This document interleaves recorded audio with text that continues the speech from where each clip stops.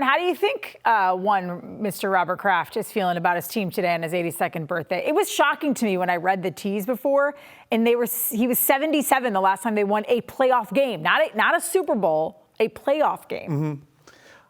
And I think that he probably feels much better now than he did in 2022.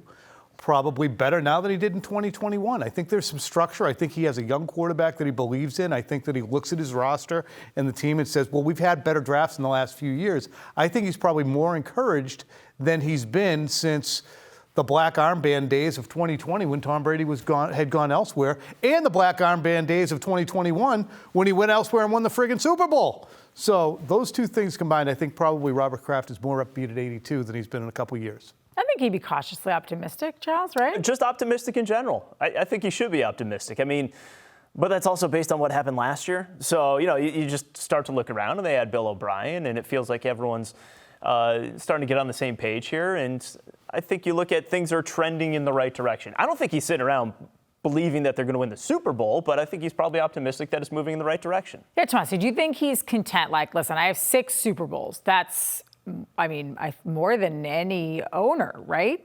The Steelers in the Rooney era, maybe, but more than over a period of time, yeah. So up there with the most Super Bowls for any owner. So do you think he's content with that, or do you think there is an urgency within that organization to win another one before he releases the reins from this team? Yeah, I think he's still engaged. He sounds like a guy who wants to keep winning. He doesn't sound like someone who says, well, I hope Bill gets records and I hope we're competitive. He sounds like someone who's thinking, Bill O'Brien's the right guy to unlock my quarterback. We drafted the young quarterback just like we did 20 years ago. Even if he's not Tom Brady, we have the greatest coach in NFL history. I still think he buys in on all that stuff and sees a path back for them. This is not about can we be okay? Yep. Can we win a playoff game? This is this to him, I think, Tom, is the beginning of bringing us back to the top. I think his competitiveness, the competitiveness in his DNA is similar to a Brady or a Belichick, and if that's so, it's similar to a Jordan. Everything about what he has done in his life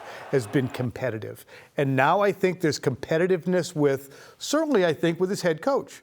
Look, you wanted to do it your way. I put your feet to the fire. Now we did it my way, and I'm going to watch closely to see if it yields what I think it will yield at the age of 82. I think that he prides himself, whereas some guys might want to play golf and bail.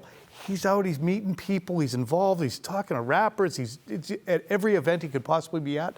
He just is much more competitive than I think we really understand, just because he happens to have money competitively rather than wins. I think my biggest question that would be, Giles, can they get to it? He is 82 years old, and building a team takes time. And, if Mac Jones is your guy, I would still say that you are probably 3, 4, 5 years away from being as competitive as the Bills, because you need receivers around him, you need pieces, and you need to build up your defense. There's a lot of building blocks to get this team back to the Super Bowl.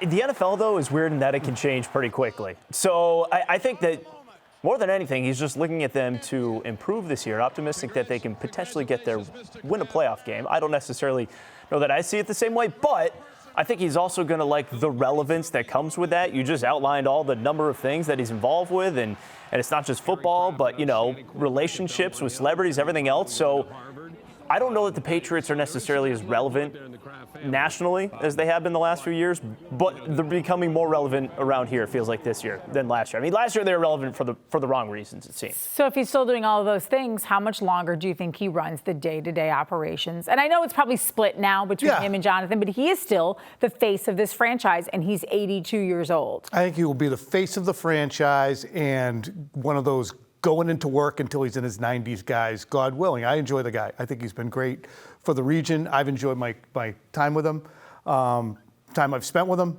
And, I think he'll be one of the, wow, he's 90 and he still goes into the office. And I think we all have heard of people like that in our lives. Still goes into the office, but still goes into the office is different than 100% being, right? Different. Yeah, so 82, you're not probably putting in an 80-hour work week of business. I would have, find that to be beyond the pale at this point. But I think he's pretty friggin' busy. I don't know how much Jonathan does. As any time I talk to him, he's like, look, I work 5 other businesses here, too. It's not just the Patriots. It's all split. Yeah, I mean, my thing is at some point there will be a real succession plan. You know, Jonathan is going to take over running the team. I think the team will have his full focus, no disrespect to his other 5 businesses. And that will be a fascinating thing for me to see because Robert is a politician, you know, and Jonathan is much more fiery, much more emotional. And so I'm really curious to see what a Jonathan stewardship of the franchise will look like when there's no Tom Brady to really paper over, to use a Kraft word, a lot of things, a lot of problems. You get it? Because I do. One thing about Jonathan that I have perceived as we've gone along and I've had a relationship with the guy, I don't think he's nearly as fiery and tempestuous and mercurial as he could have been previously. Now there are times when I talk to him and he's more trying to tamp things down and say, well, let's not get crazy here. You know, Robert said that, but Bill, look, he doesn't really mean it that way. And look, Bill is the best coach we have, and we're going to give him as much time and latitude to do things. So I think Jonathan at this juncture is more patient than Robert. If Jonathan has 5 other businesses, as he tells you that he's going on, and I know he still does things with the Patriots, like obviously we hear him a lot, you know, we'll hear him on the radio pregame show where he'll do some sort of appearances, but far less than what Robert Kraft does. And is it imperative to have a succession plan in place that you have an idea of when he's going to take over? Like, does he need to take over some of the day-to-day operations, or can he slide right into that role? And do we know for sure that he wants it? Do we know for sure that he's the guy? I just want to clarify. I didn't say that he has 5 other businesses and Robert generally is in charge of everything. More specifically, I think it's a division of power. I don't know who's in charge of all the different branches within the organization in terms of marketing, et cetera. I think Jonathan runs a crap ton of them. So but he understands that it becomes his Tom Giles. He understands that is what looms. I was going to say, I mean, you don't become this successful without being prepared. So I mean, they didn't have a plan for quarterback when Tom Brady left. So this seems like it's it's something easier to prepare for. I assume that they've got it all under control and they have an idea of what they want to do and when they want to do it. All right, let's talk about Robert Kraft's legacy and what he has done as the Patriots owner. 316 to 150 losses, regular season record. Of course, we talked about the 6 Super Bowl championships, 10 Super Bowl appearances. He privately financed Gillette Stadium. He played a huge role in the NFL's TV deals. He helped end the 2011 NFL lockout and the 2012 referee lockout. To some negatives, of course, he had the Patriots cheating scandals and also the massage parlor incident. But for what he's done for the football team, standalone, Tom, it feels like maybe he's a little overlooked. Like, I'm surprised that he's not yet in the Hall of Fame. Yeah, it's wild to think the number of owners who are in. Specifically, contemporaries like Pat Bowlen and Jerry Jones are in. And when you look at Robert Kraft's tenure, the success of the team, the ability to be kind of a unionizer of making sure that both the owners and finding that olive branch, whereas Jerry Jones has been a maverick, very much about making money for Jerry Jones. It's stark that he is not in yet. And I think the timing of the situation that happened in Palm Beach was extremely unfortunate for his candidacy. And again, that was more of a tempest in a teapot when it all came down to it. But I think optics are optics are optics, and the optics were bad at that time. And now he's an octogenarian, John. And, you know, I hate the notion of people getting in posthumously. And he looks pretty good to me. But once you push an 82, the actuarial tables say you're closer to the end than the beginning.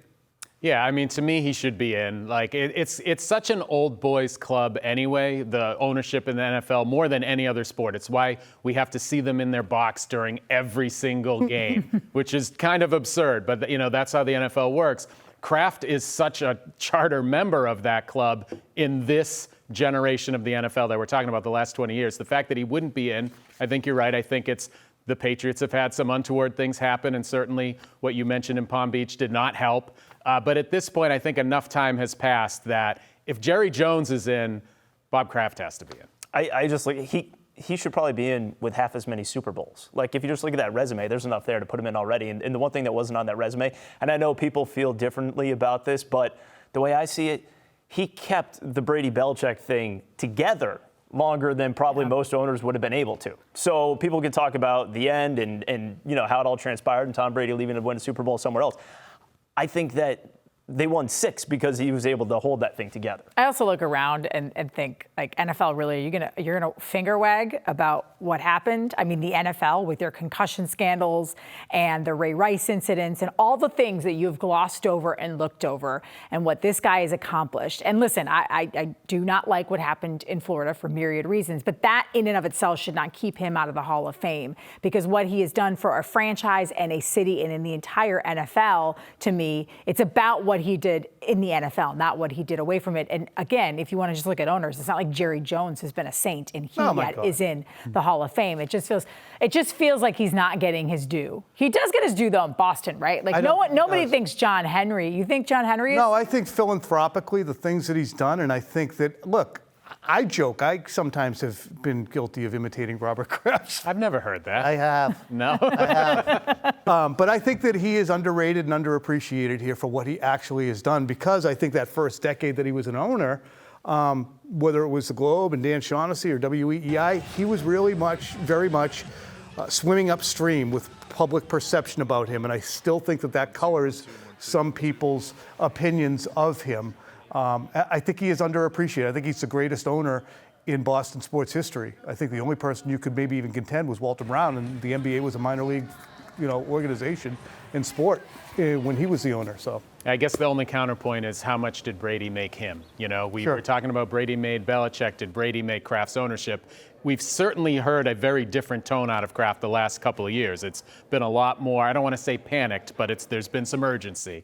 And Tom Brady just covered a lot of those things. I know John Henry won 4 World Series for a team that we didn't ever think that would maybe win 1, but what's the franchise now? I know we're going to talk about the Red Sox in a little bit, but what are they now, and how in touch is he with it now? You know what I mean? It kind of just feels like, well, they won those, and I don't know, now they're off to the side. And that's the biggest thing for me. Like, now, I would rather John Henry just sell the Red Sox, because it doesn't even seem like he's invested in the team. Right. Where Robert Kraft, at 82 years old, he's out there. He's answering questions. He's going to meetings. He is a front-facing guy still, where John Henry, I feel, has like almost all but washed his hands of the Red Sox and taken his money and run to the NBA or in the NHL.